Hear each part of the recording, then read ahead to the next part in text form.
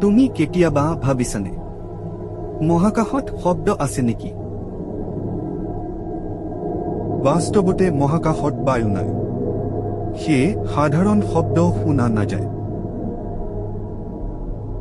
কিন্তু নাছাই মহাকাশৰ ছিগনেল সংগ্ৰহ কৰে, যাক আমি ডেটা বুলি কওঁ। এই ডেটাবোৰক ছাউণ্ডলৈ ৰূপান্তৰ কৰিলে এক অদ্ভুত শব্দ শুনা যায়। পালচিঅ নামৰ এটা তৰাই এক নিয়মীয়া টুক-টিক-ৰিদম সৃষ্টি কৰে।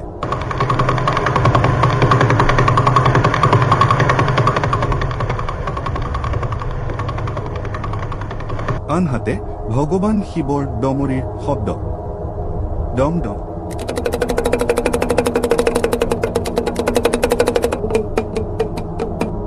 দুয়োটাই একে ধৰণৰ পেটাৰ্ণ ৰিপিট হোৱা ৰিদম সৃষ্টি কৰে।